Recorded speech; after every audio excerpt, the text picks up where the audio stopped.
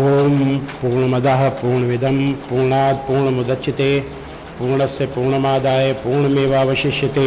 ओम शांति शांति शांति। उपस्थित भाइयों,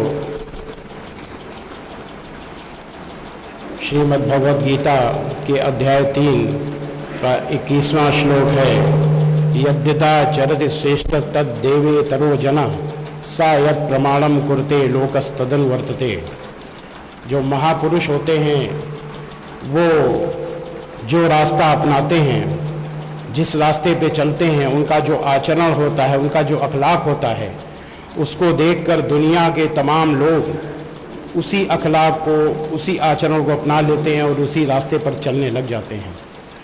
हजरत मोहम्मद सल्लल्लाहु अलैहि वसल्लम इन महापुरुषों में सर्वश्रेष्ठ महापुरुष थे, जिनका अनुसरण करोड़ों करोड़ों मुसलमानों को करना चाहिए। लेकिन क्या इस देश के या दुनिया के मुसलमान हजरत मोहम्मद सल्लल्लाहु अलैहि वसल्लम के अखलाक को, आचरण को अपने में ढाल रहे हैं? क्या उसका अनुसरण कर रहे हैं? ये एक प्रश्न है। इसका जवाब आगे आप खुद समझ लीजिए। जिस शांति दूत की बात कही जा रही है, वह शांति दूत अपने अंदर से सारी बुराइयों को निकाल चुके थे। अशांति की जड़ यानी लड़ाई और झगड़े की जड़ होती है जब इंसानियत खत्म हो जाती है, और इंसानियत कब खत्म हो जाती है? जब विवेक नष्ट हो जाता है। विवेक उस तर्क को कहते हैं, तर्क शक्ति को कहते हैं, जो अच्छाई बुराई, सत्य और असत्य यानी हक और बातिल, इस सब में फर्क करने की जो ताकत होती है वो तर्क शक्ति है। जो वो खत्म, उसको विवेक कहते हैं। जब विवेक खत्म हो जाता है तो इंसानियत खत्म हो जाती है। विवेक कैसे खत्म होता है? विवेक खत्म होने की जड़ 5 चीजें हैं: काम, क्रोध, मद, लोभ, मोह। ये 5 चीजें विवेक को समाप्त कर देती हैं। काम यानी जिना, ये जब सवार होता है किसी व्यक्ति पर तो वो न करने योग्य काम कर बैठता है, उसका विवेक नष्ट हो जाता है, और जब वो इसमें सफल नहीं होता तो वो उस पे क्रोध सवार होता है, और वो क्रोध व्यक्ति को शैतान बना देता है। ये है जिना की जड़। और जिना के बारे में कुरान मजीद में कहा गया है, सूरा 7 आयत नंबर 28 में, कि अल्लाह बेहयाई के काम करने का हुक्म हरगिज नहीं देता। सूरा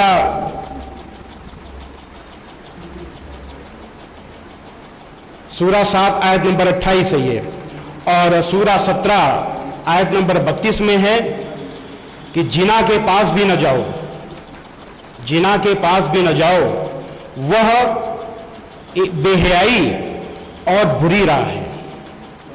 सूरा 24 आयत नंबर 30 में अल्लाह का आदेश है कि ऐ मोहम्मद, मोमिनों से कह दो कि वो अपनी नजरें नीची रखा करें और अपनी शर्मगाहों की हिफाजत करें। साफ साफ कंट्रोल करने के लिए उसमें कहा गया है, कुरान मजीद में अल्लाह का आदेश है। हर उसकी बुनियाद, उसकी जड़ है बेहयाई। बेहयाई पर ही कंट्रोल करने का हरगिज हुक्म नहीं देता बेहयाई के काम करने का, चाहे वो मर्द हो चाहे वो औरत हो। अभी दिल्ली में या कई जगह केस हुए, लोगों ने एक तरफा बात कही है।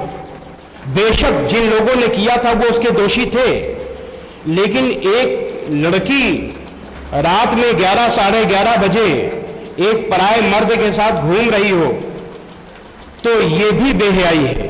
वो बेहयाई उकसा रही इस बुराई के लिए।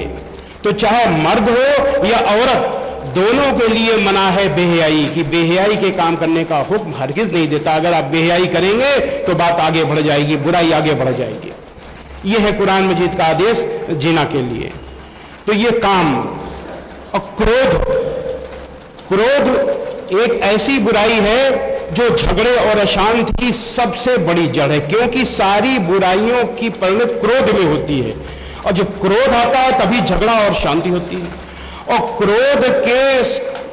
क्रोध को बुराई तो सब जगह बताया गया है, लेकिन क्रोध को रोकने का सबसे आसान तरीका इस्लाम ने बताया है। इससे बढ़िया तरीका कोई हो नहीं सकता।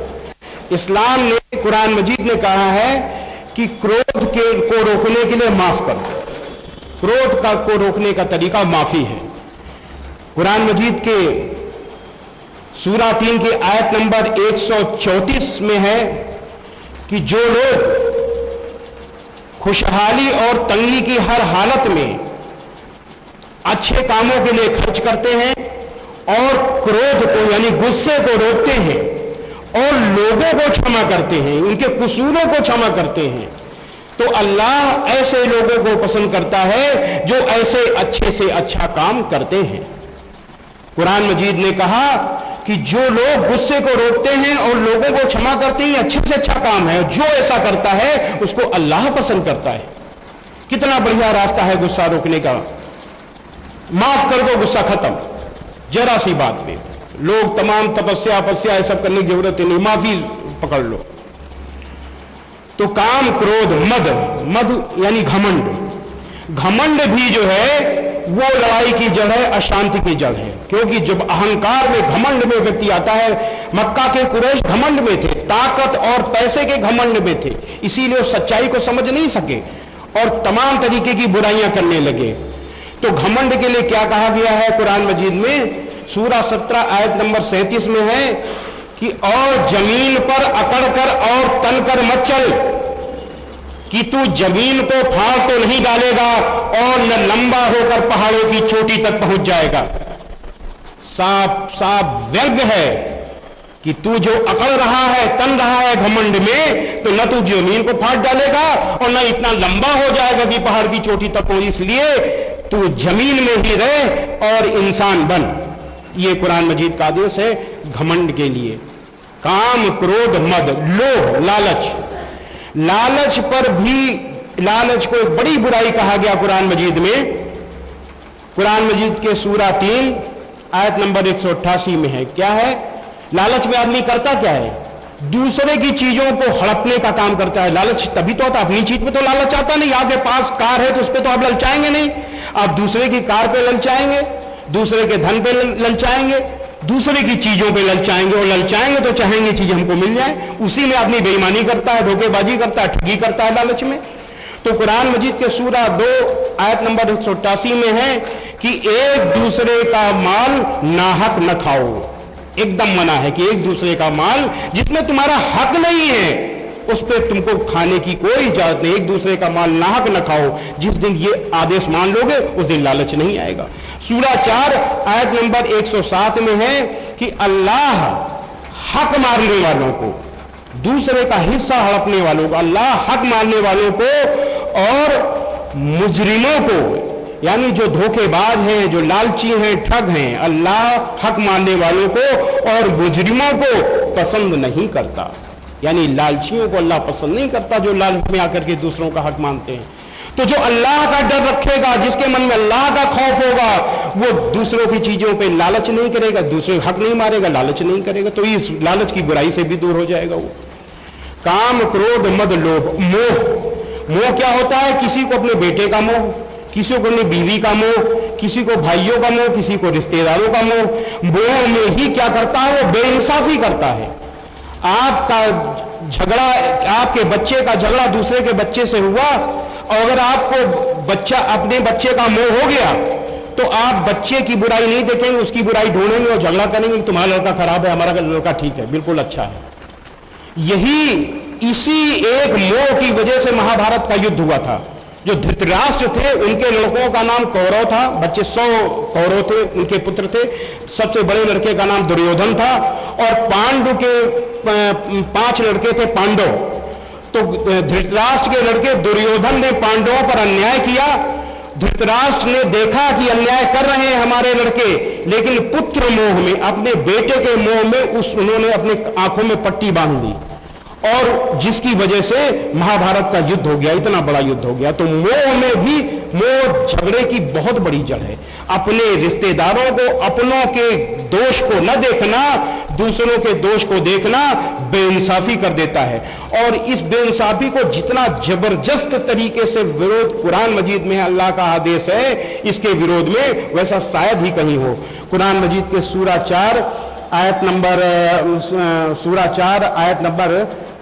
135 में है कि ऐ ईमान वालों हक पर कायम रहो, ऐ ईमान वालों इंसाफ पर कायम रहो, ऐ ईमान वालों इंसाफ पर कायम रहो और अल्लाह के लिए, खुदा के लिए सच्ची गवाही दो, चाहे इसमें तुम्हारा या तुम्हारे माँ बाप या तुम्हारे रिश्तेदारों का नुकसान ही हो।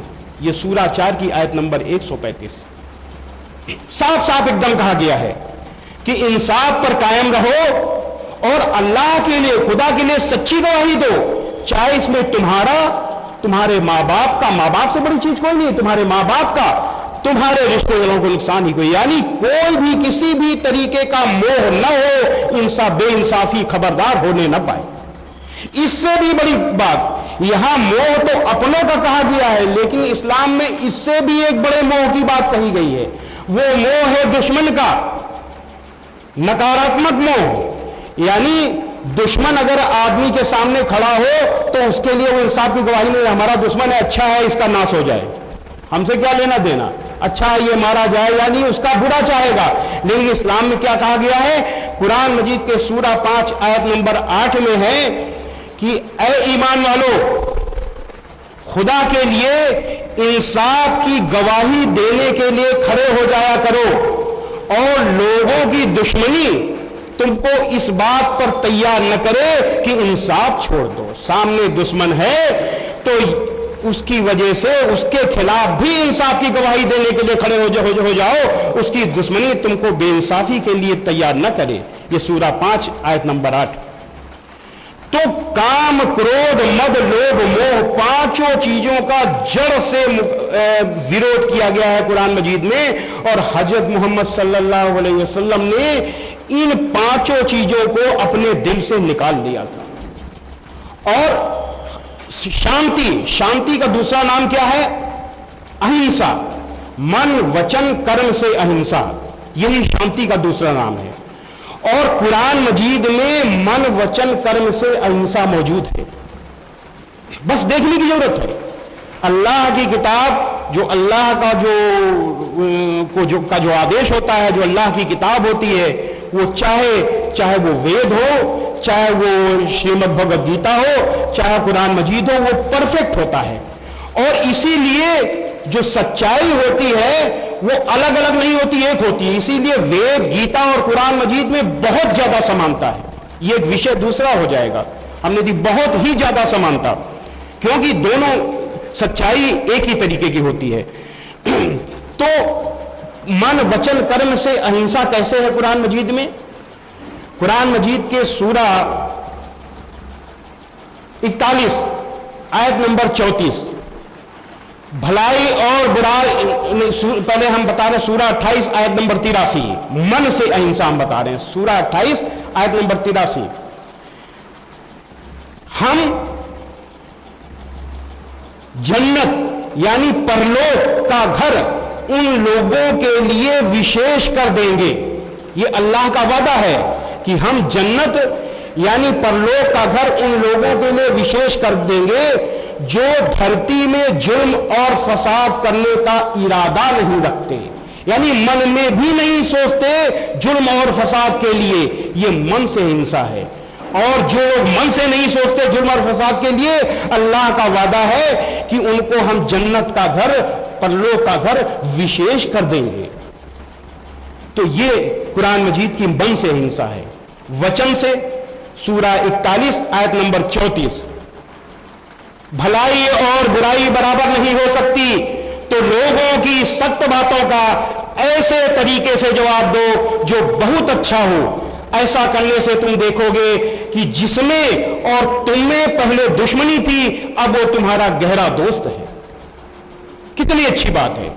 यानी अगर कोई व्यक्ति तुम्हारे साथ बुराई कर रहा है तो उसका जवाब बुराई से नहीं देना, अच्छाई से देना है। आपको मन में, आपको किसी भी तरीके से अपने वचन से उसको ऐसी बात नहीं करनी है जो बुरी लगे बल्कि अच्छी लगे। ये वचन से हिंसा, मन, वचन और कर्म से हिंसा।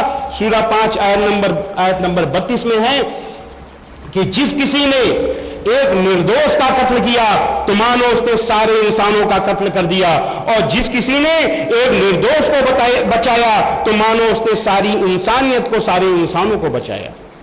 अब इसका मतलब ये नहीं है कि कत्ल करना ही जो है इंसान जो है वो अहिंसा है। इसको बड़े संदर्भ में लीजिए। जो ईश्वरीय किताबें होती हैं उसमें लिखा कम होता है, समझा ज्यादा जाता है। यानी किसी भी तरीके की आप तकलीफ न पहुंचाओ। छोटी तकलीफ से लेकर सबसे बड़ी तकलीफ है मौत, कत्ल। तो छोटी तकलीफ से लेकर कत्ल तक की तकलीफ किसी भी निर्दोष को पहुंचाना सबसे बड़ा, इतना बड़ा गुनाह है। एक को तकलीफ पहुंचाई आपने तो पूरी इंसानियत को पहुंचा दी। और ये कुरान मजीद की आयतें जिन हजरत मोहम्मद सल्लल्लाहु अलैहि वसल्लम पर उतरी, उन हजरत मोहम्मद सल्लल्लाहु अलैहि वसल्लम पर ये कुरान मजीद की आयतें उतरने के बाद उनके दिल में उतर गई, और दिल में उतरने के बाद आपके कर्मों में उतर गई। आपने उन आयतों को बताने से पहले अपने कर्मों में उतारा। पर उपदेश कुशल बहुतेरे। लोग दूसरों को उपदेश देते हैं, अपने लिए भूल जाते हैं। लेकिन हजरत मोहम्मद सल्लल्लाहु अलैहि वसल्लम ने पहले अपने कर्मों में उतारा, फिर उपदेश दिया, फिर बताया। ये आए कैसे? बात दलील से होनी चाहिए। अब मुहावरेबाजी से काम नहीं चलता। जो बात दलील की होती है वो दिल में उतरती है, और जो दलील में नहीं होती वो हवा में उड़ जाती है। तो कुरान मजीद के सूरा 7 आयत नंबर 199 में अल्लाह का आदेश है कि ऐ मोहम्मद,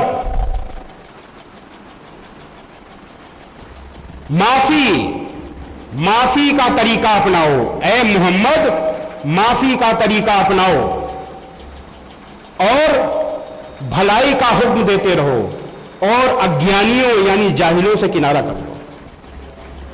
साफ साफ आदेश है कि माफी का तरीका अपनाओ। हजरत मोहम्मद सल्लल्लाहु अलैहि वसल्लम ने पूरे जीवन में माफी का तरीका अपनाए रखा, इसके अलावा कुछ वो जानते नहीं थे। हिजरत के 6वें साल जिकादा के महीने में जब आप मक्का जा रहे थे तो आप मक्का के नजदीक हुदैबिया नामक जगह पे आप रुके। कुरैश ने कुछ लोगों को भेजा आपका कत्ल करने के लिए। वो लोग पकड़े गए, और पकड़ने के बाद हजरत मोहम्मद सल्लल्लाहु अलैहि वसल्लम के सामने लाए गए। आपने उनको केवल ये एहसास कराया कि तुम गलत कर रहे थे, एहसास कराया, और कहा जाओ माफ। आपके खिलाफ जितनी भी लड़ाइयां हुई, उन लड़ाइयों के सेनापति जनरल थे अबू सुफियान। उहद की लड़ाई में इतनी भयानक लड़ाई हुई, वो कुरैश की तरफ से लड़ाई की गई, अबू सुफियान की तरफ से लड़ाई की गई। आपके बड़े बड़े अनुयायी उसमें मारे गए, आप खुद जख्मी हुए। लेकिन उन्हीं अबू सुफियान को फतेह मक्का के दिन आपने माफी नहीं किया। आपने कहा अबू सुफियान को माफी, और अबू सुफियान के जो घर में दाखिल हो जाए उसे भी माफी, जो मस्जिद में दाखिल हो जाए उसे माफी, और जो अपने घर के दरवाजे बंद कर ले उसे भी माफी। यानी किसी न किसी बहाने सबको माफी। हजरत मोहम्मद सल्लल्लाहु अलैहि वसल्लम को बहाना चाहिए था माफी देने के लिए, कहा सबको माफी, बहाने से सबको माफ कर दिया। ऐसे थे हजरत मोहम्मद सल्लल्लाहु अलैहि वसल्लम। आप एक ही शब्द जानते थे, माफी, माफी और माफी। लेकिन शुरू में हमने क्या कहा? क्या जो महापुरुष होते हैं उनके दिखाए रास्ते पर करोड़ों करोड़ों लोग चलते हैं। इस दुनिया के करोड़ों करोड़ों मुसलमान क्या हजरत मोहम्मद सल्लल्लाहु अलैहि वसल्लम के दिखाए रास्ते पे चलते हैं? ये मैंने कहा था ना, जैसे अभी मैंने बताया, दलील दी कि हजरत मोहम्मद सल्लल्लाहु अलैहि, आप सब जानते हैं कि आप एक ही शब्द जानते थे, माफी माफी और माफी। तमाम लोग आते हैं, सीरत पर भाषण देते हैं, तमाम लोग सुनकर चले जाते हैं, लेकिन कोई अपने दिल पे हाथ रखता है कि जो भाषण देने वाला दिल में हाथ रखता है कि जो हम बोल रहे हैं क्या हम ऐसा करते हैं? सुनने वाला क्या अपने दिल में हाथ रखता है कि जो हम सुन रहे हैं क्या ऐसा करते हैं? आज मुसलमानों को एक ही शब्द याद है, गुस्सा, गुस्सा और गुस्सा। माफी शब्द उनकी डिक्शनरी से गायब हो गया। हजरत मोहम्मद सल्लल्लाहु अलैहि वसल्लम का दिखाया हुआ तरीका, दिखाया हुआ रास्ता गायब हो गया। गुस्सा, गुस्सा और गुस्सा। एक बार मस्जिद नबवी में एक गैर मुस्लिम आया और खड़े खड़े पेशाब करने लगा। मुसलमानों ने देखा और उसको मारने के लिए दौड़े। हजरत मोहम्मद सल्लल्लाहु अलैहि वसल्लम की नजर पड़ी, वहीं से आपने आवाज दी, खबरदार, उसको मारना नहीं, उसको माफ कर दो। मुसलमान को इस दुनिया में अल्लाह ने दुश्वारियां पैदा करने के लिए, किसी को परेशान करने के लिए नहीं भेजा। अल्लाह ने मुसलमान को रहमत के लिए भेजा है, दया के लिए भेजा है। उसको माफ करो और जाओ एक डोल पानी लाकर उसको बहा दो। ऐसे थे हजरत मोहम्मद सल्लल्लाहु अलैहि वसल्लम। कुरान मजीद की सूरा 21 आयत नंबर 107 में है कि अल्लाह का आदेश है, ऐ मोहम्मद, हमने तुमको पूरी दुनिया के लिए, पूरी इंसानियत के लिए दयालु बनाकर भेजा है। मुसलमानों के लिए नहीं, पूरी दुनिया के लिए, पूरी दुनिया के इंसानों के लिए, पूरी मखलूकात के लिए दयालु बना करके भेजा है। पूरे जान प्राणियों के लिए दयालु बना करके भेजा है। ये अल्लाह का हुक्म, और वो अल्लाह का हुक्म हजरत मोहम्मद सल्लल्लाहु अलैहि वसल्लम के दिल से कर्मों में उतर आया। एक बार 73 कैदी पकड़ करके लाए गए, मस्जिद नबवी के खंभे में बांध दिए गए। बांधने के बाद सब लोग अपने अपने जो सोने चले गए। रात, बड़ी देर रात आपके एक अनुयायी उठे और आपने देखा कि हजरत मोहम्मद सल्लल्लाहु अलैहि वसल्लम बड़ी बेचैनी से मस्जिद नबवी में टहल रहे हैं। आपने पूछा, ऐ अल्लाह के रसूल, आपने आराम नहीं फरमाया? आपने बड़ी बेचैनी से जवाब दिया कि मुझे कैदियों का दुख नहीं देखा जा रहा, ये नहीं सो पा रहे, तो मैं कैसे सो सकता हूं? आपका हुक्म पाते ही कैदियों के बंधन ढीले कर दिए गए और जब कैदी सोए तभी आप सोए। ऐसे थे दयालु हजरत मोहम्मद सल्लल्लाहु अलैहि वसल्लम। सबके लिए दया थी, चाहे वो भले ही मुजरिम क्यों ना हो, सबके लिए दया थी, दया के सागर थे। एक बार एक गैर मुस्लिम आपके यहां मेहमान बना और उसने खाना खाया। रात में उसका पेट खराब हो गया, वो बिस्तर में पखाना कर दिया उसने। और जब उसकी नींद खुली, देखा पखाना हो गया, बड़ा शर्मिंदा हुआ और वो जो रातों रात चुपचाप उठ के चला गया। काफी दूर गया, जब वो नॉर्मल हुआ तो उसे लगा कि अरे हम तो अपनी तलवार भूल आए, तो तलवार के लालच में फिर लौटा।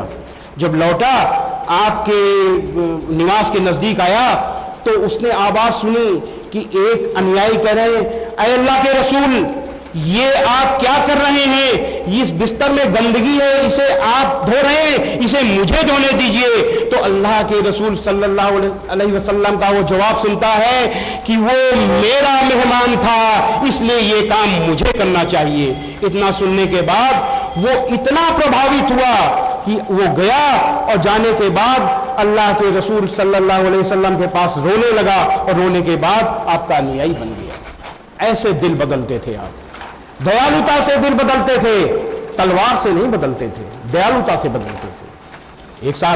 एक अनुयायी ने कहा, ऐ अल्लाह के रसूल, आप अपने विरोधियों पर आप लानत भेजिए, उनके लिए बद्दुआ कीजिए।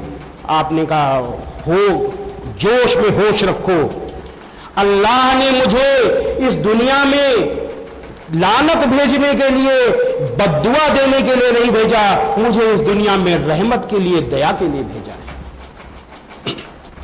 अभी मैंने बताई कुरान मजीद की सूरा 41 आयत नंबर 34 कि भलाई और बुराई बराबर नहीं हो सकती, तो लोगों की सख्त बातों का ऐसे तरीके से जवाब दो जो बहुत अच्छा हो। ऐसा करने से तुम देखोगे कि जिसमें और तुम में पहले दुश्मनी थी, अब वो तुम्हारा गहरा दोस्त है। ये आयत भी आपके दिल में उतरी, दिल से कर्मों में उतर गई। एक गैर मुस्लिम 2 ऊंट लेकर के आया और बड़ी बदतमीजी से आपसे बोला, कहने लगा, ऐ मोहम्मद, ये जो माल है ना, ये तुम्हारा है ना तुम्हारे बाप का है, ये माल मेरे ऊँटों में लाद दो। आपने उसकी इस बदतमीजी को सुना, आपको जरा भी गुस्सा नहीं, आप हंस के कहने लगे, ये माल ना मेरा है ना किसी का है, ये माल अल्लाह का है। अच्छा ये बताओ कि जिस तरीके से आपने बात की है, क्या आपको गुस्सा नहीं आया? क्या आपको डर नहीं लगा? तो उसने कहा नहीं, बिल्कुल नहीं। आपने पूछा क्यों? कहने लगा, हमको विश्वास है कि आप बुराई का बदला बुराई से नहीं देते। हजरत मोहम्मद सल्लल्लाहु अलैहि वसल्लम के विरोधियों को भी विश्वास था कि ये बुराई का बदला बुराई से नहीं देते। आप हंसे और हंसने के बाद एक ऊंट में जौ, एक ऊंट में खजूर आपने लगवा दिया।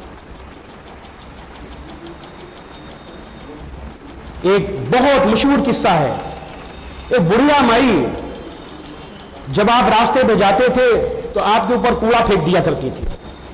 एक दिन कूड़ा नहीं फेंका, 2 दिन नहीं फेंका, 3 दिन नहीं फेंका। आपने सोचा कि बुढ़िया माई कहीं बीमार तो नहीं हो गई। आपका मन नहीं माना, आप ऊपर चढ़ के गए, आपने आवाज दी, माई माई। बुढ़िया माई ने पूछा कौन? आपने कहा मैं। जैसे ही उसने नाम सुना तो वो बहुत गुस्से में आई, कहने लगी, अरे मोहम्मद, आप यहां कैसे आए? आपने कहा माई, बहुत नम्रता से जवाब दिया, माई आपने 3 दिन से मेरे ऊपर कूड़ा नहीं फेंका, मैंने सोचा कहीं आप बीमार तो नहीं हो गई। इतना सुनना था कि बुढ़िया माई फूट फूट कर रोने लगी और कहने लगी, ऐ मोहम्मद, आप कितने अच्छे हो, मैं कितनी बुरी हूं। मैं आपके ऊपर कूड़ा फेंकती थी और आप मेरा हाल लेने आए हो, और फूट फूट कर रोते हुए अंतिम समय आपकी अनुयायी बन गई। ऐसे दिल बदलते थे हजरत मोहम्मद सल्लल्लाहु अलैहि वसल्लम। झगड़ा करके, लड़ाई करके, दंगा करके वो दिल नहीं बदलते थे। ऐसे थे हजरत शांति के दूत। और हम और आप अपने दिल पे हाथ रखें कि क्या हम ऐसा करते हैं? मस्जिद के सामने अगर कोई आदमी नादानी में पेशाब कर दे और 4 अच्छे आदमी ना अगर बीच में पड़े तो दंगा हो जाए। हम जिस कूड़े की बात करते हैं, आपके ऊपर कूड़ा फेंका गया, आपके ऊपर ओझड़ी फेंकी गई, क्या क्या नहीं हुआ, लेकिन आपने जरा भी गुस्सा नहीं किया, गुस्सा आया ही नहीं है आपको। लेकिन यहां 35 साल में इस इलाहाबाद में रहा, हम बात यहां पर हजरत मोहम्मद सल्लल्लाहु अलैहि वसल्लम की हो रही है, इसलिए हम उसी संदर्भ में कहेंगे। होली के दिन रंग डालने पे दंगा हमने देखा है, होली का रंग पड़ा, दंगा हो गया। क्यों नहीं आखिर जो है हम अपने को हजरत मोहम्मद सल्लल्लाहु अलैहि वसल्लम के अनुसार क्यों नहीं ढालते? क्यों हम आपके आदेशों का पालन नहीं करते? क्यों हम अब आपकी राह पर नहीं चलते? क्यों हम आपके आचरण और अखलाक को अपने अंदर नहीं लाते? इस देश के ही नहीं, दुनिया के करोड़ों करोड़ों मुसलमान हजरत मोहम्मद सल्लल्लाहु अलैहि वसल्लम की आन बान शान के खिलाफ अपनी जान कुर्बान करने के लिए तैयार रहते हैं, लेकिन आपके आचरण को, आपके अखलाक को अपने अंदर ढालने के लिए तैयार नहीं है। ऐसा क्यों? आज मैंने किताब लिखी, जैसा कि बताया मौलाना सलमान साहब ने, इस्लाम आतंक या आदर्श, यानी इस्लाम में आतंक नहीं, आदर्श है। लेकिन उसकी वजह से मुझे सुबह 5 बजे से लेकर दिन में किसी भी टाइम फोन पर गाली मिलती है, और मुझसे कहा जाता है कि तुझको मुसलमानों ने कितना पैसा दिया है किताब लिखने के लिए। मैं कहता हूं मैंने सच्चाई लिखी है, किसी ने पैसा नहीं। तू झूठ बोल रहा है, ऐसे बदतमीजी से बोलते हैं। मेरे मारने की कई बार कोशिशें हुई, रिवाल्वर निकाल लिया गया, उसके बाद भी अल्लाह ने बचाया, दिमाग फिरा दिया, अमरावती में भाग गया। मैं इसकी रिपोर्ट करता हूं और मैं आप सबके जनता की अदालत में बात कर रहा हूं।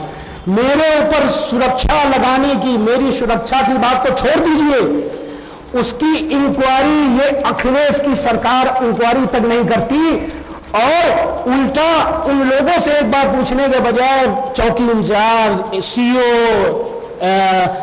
एसओ 4-4 बार 5-5 बार हमें बुलाते। हमने कहा माफ करो, हमको ईश्वर बचाएगा, आप कुछ नहीं कर सकते, आप नाटक कर सकते हो, आप वोट के सौदागर हो, इंसानियत के सौदागर नहीं हो। तो क्यों मेरे ऊपर क्यों ये ऐसी बातें आ रही हैं? लोगों को विश्वास नहीं है। भाई देखिए, इस्लाम को समझने के लिए लोग हिंदुओं को नहीं देखेंगे, इस्लाम को समझने के लिए लोग ईसाइयों को नहीं देखेंगे, इस्लाम को समझने के लिए लोग मुसलमानों को देखेंगे। इस्लाम दुनिया का सबसे अच्छा मजहब है, लेकिन मुसलमान उसके उल्टा जा रहा है। इसी को देख करके लोगों को लग रहा है कि स्वामी जी झूठ लिखे हैं। उसने कुरान नहीं पढ़ी, उसने हदीस नहीं देखी, उसने हजरत मोहम्मद सल्लल्लाहु अलैहि वसल्लम की जीवनी नहीं पढ़ी। वो तो ये सोच रहा है कि ये झूठ लिखे हैं, किसी ने इनको पैसा दिया है, स्वामी लक्ष्मी शंकराचार्य जी से उसने लिखवा लिया है। क्योंकि ये पहले हिंदुत्व की बात करते थे, हिंदू इनकी बात को सम्मान से सुनता था, देखता था, तो अगर इनसे लिखवा दिया जाए तो बात पक्की हो जाएगी। तो इसलिए उनको लगता है कि ये पैसा देकर इनसे लिखाया गया है, ये झूठ है। इसकी वजह ये है। तो हम आपसे ये अपील करेंगे कि हजरत मोहम्मद सल्लल्लाहु अलैहि वसल्लम की जीवनी बार बार सुनिए और सुनने के बाद ऐसे ही मत जाइए। आप अपने दिल में हाथ रखिए कि जो हमने सुना क्या हम उस पर अमल करते हैं। आपके लिए नहीं, ये चीज मेरे लिए भी है। हम भी सुनाने के टाइम बराबर अपने दिल में सोचते रहें कि जो चीजें हम कह रहे हैं क्या हम उसके लिए अमल करते हैं। बिल्कुल, अगर हम अमल नहीं करते तो हमको कहने का हक नहीं है, और अगर आप अमल नहीं करते तो आपको सुनने का हक नहीं है। इसलिए दुनिया में के शांति दूत ने जो बदलाव किया वो अपने अखलाक से किया, अपने आचरण से किया, अपनी दया से किया, अपने प्रेम से किया, अपने शांति से किया, अपने सद्भाव से किया। जो लोग कहते हैं इस्लाम तलवार के जोर पर फैला, वो बिल्कुल गलत है। जो जोड़ते हैं कि जिहाद, जो जोड़ते हैं कि जिहाद मार काट है, जिहाद आतंकवाद है, वो बिल्कुल जिहाद के बारे में कुछ नहीं जानते। मैं भी नहीं जानता था, मैं भी नहीं जानता, और मुझको किसी ने नहीं बताया, मुझे अल्लाह ने बताया। मैं इस्लाम के बारे में मुझे मुसलमान ने नहीं बताया, इस्लाम के बारे में मुझे अल्लाह ने बताया। मैंने खुद इस्लाम को पढ़ा, खुद सोचा, खुद बोलना सीखा, खुद जानना सीखा, किसी ने मुझे बताया नहीं। आप में जब जिज्ञासा होगी, आप जब सत्य के लिए जानने की तड़प होगी, तो आपको अपने आप रास्ता मिल जाएगा, किसी को दिखाने की जरूरत नहीं है। तो जो जिहाद की बात है, ये सबसे बड़ी अहम चीज है। इसी को लेकर के इस्लाम को बदनाम किया। आज इस्लाम बदनाम क्यों है? क्यों? आप जो मुसलमान गलती कर जाते हैं, वो गलती की वजह से इस्लाम के दुश्मनों को मौका मिल जाता है इस्लाम को बदनाम करने का, और कोई वजह नहीं। आप मौका दे देते हो, आपको मौका। आप वो काम कर दो कि अगर इस्लाम के बारे में कोई कहे भी तो लोग कहें बिल्कुल झूठ, मैंने देखा ही नहीं। हमारे बगल में मुसलमान भाई, हमारे शहर में मुसलमान भाई रहते हैं, उनसे अच्छा, हिंदुओं से अच्छे वो हैं, कोई बांधे ही ना। ये बेनकाब हो जाएंगे, ये असफल हो जाएंगे। लेकिन जरूरत है आपको इस्लाम के हिसाब से चलने की, कुरान के हिसाब से चलने की, हदीस के अनुसार चलने की, हजरत मोहम्मद सल्लल्लाहु अलैहि वसल्लम के आचरण को ढालने की हमको आपको जरूरत है। तो अभी हम जिहाद पर आ रहे थे। जिहाद को समझने के लिए हमारे हिंदू भाई भी हैं, हमारे सक्सेना साहब भी बैठे हैं, ऑल इंडिया बार एसोसिएशन के आप जनरल सेक्रेटरी हैं, बहुत अहम आदमी हैं, आपके साथ के लोग भी आए हुए हैं।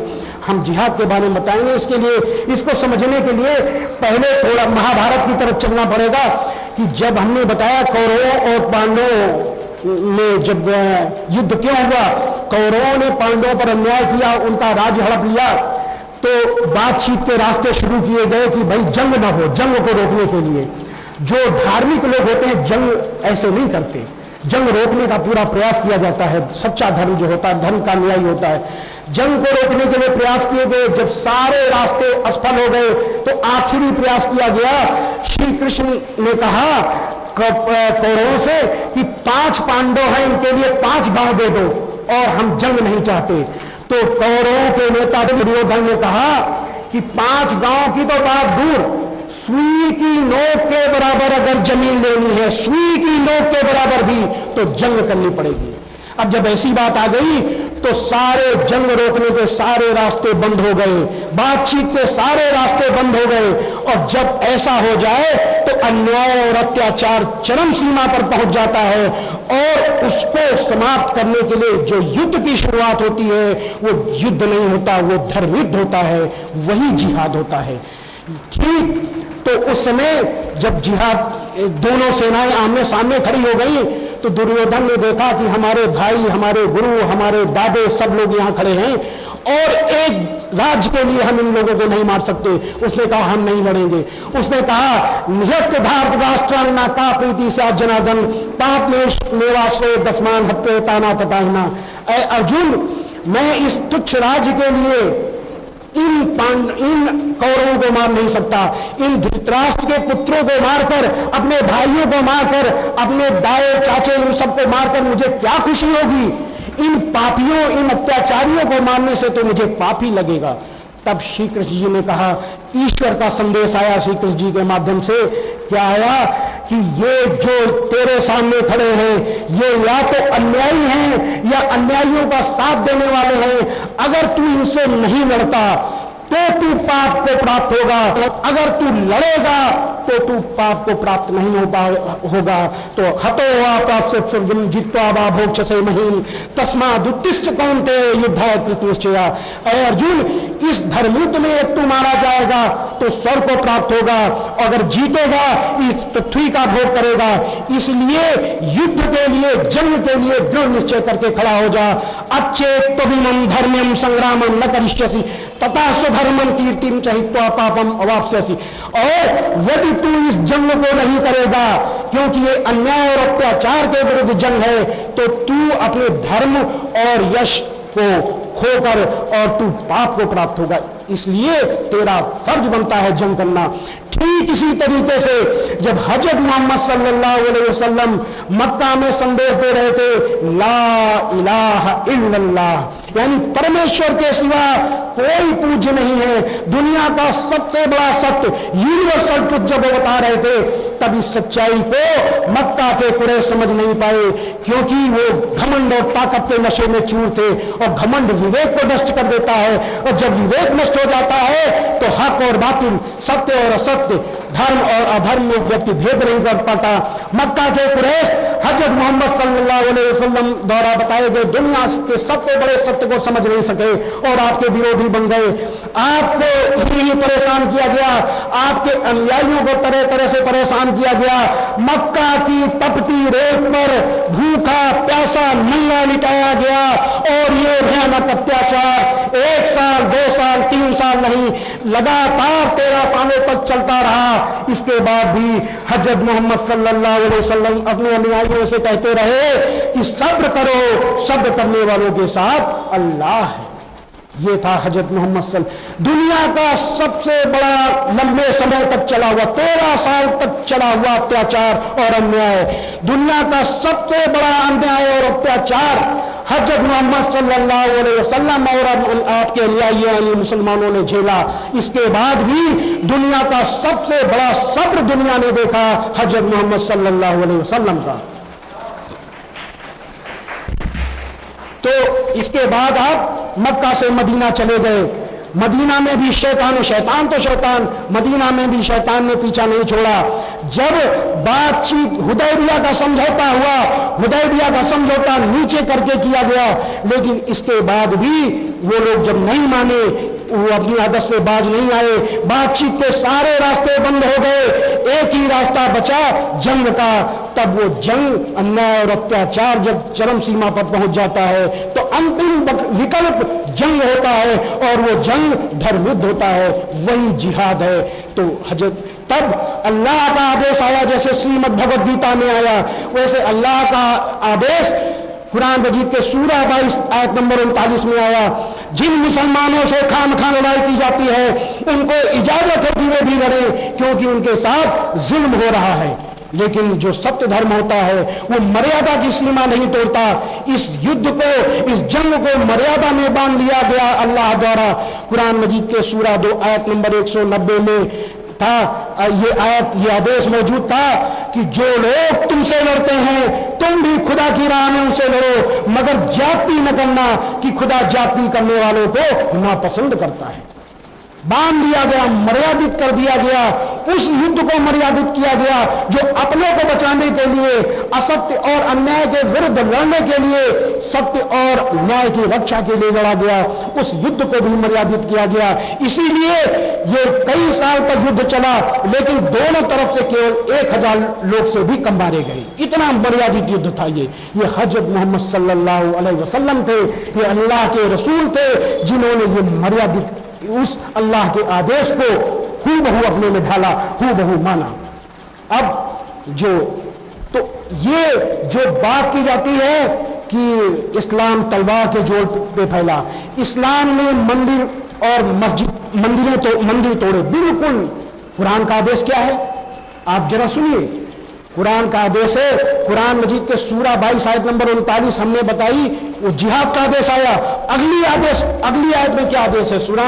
कुरान मजीद की सूरा 22 आयत नंबर 40 में आदेश है कि अगर अल्लाह लोगों को एक दूसरे से न हटाता रहता तो राहिबों के पूजा घर और ईसाइयों के गिरजे और यहूदियों के इबादत खाने और मुसलमानों की मस्जिदें जिनमें अल्लाह का बहुत सा नाम लिया जाता है गिराई जा चुकी होती, ढाई जा चुकी होती। यानी ये अल्लाह है जो एक दूसरे को हटाता है कि इबादत खाने जिनमें अल्लाह का बहुत सा नाम लिया जाता है, चाहे वो पूजा घर हो, चाहे वो मस्जिद हो, चाहे वो गिरजे घर हो, चाहे जो हो, वो न गिराए जाएं। ये अल्लाह यानी अल्लाह को नापसंद है। इसके बाद अगर कोई ऐसा करता है तो वो उसका काम है, ये इस्लाम का इससे कोई लेना देना नहीं। आज अगर कोई 24 घंटा राइफल लिए, रॉकेट लिए अगर घूम रहा है, 24 घंटा लिए कंधे में रॉकेट लिए घूम रहा है, दिखाया जाता है टीवी में, तो उसका जिम्मेदार इस्लाम नहीं है, उसके जिम्मेदार वो लोग हैं। आज बड़े दुख की बात है, अभी मौलाना ने हमसे कहा कि स्वामी जी ने कुरान मजीद की आयतों का मतलब गलत समझा। बिल्कुल बेशक गलत समझा था, लेकिन आज मुसलमान भाइयों को भी कुरान मजीद की आयतों का गलत मतलब समझाया जा रहा है। जो इस्लाम दुनिया में अमन के लिए आया, जो इस्लाम दुनिया में शांति की गारंटी लेकर के आया, अमन की गारंटी लेकर के आया, उस इस्लाम का दुरुपयोग कौन लोग कर रहे हैं? कौन इस्लाम की गलत व्याख्या कर रहे हैं? कौन इस्लाम को बदनाम कर रहे हैं? हम ये बताना चाहते हैं। आज जानने के हमको परवाह नहीं है कि कौन हमको मारता है, कौन जीवन और मृत्यु, जीवन और मृत्यु ये अल्लाह के हाथ में है।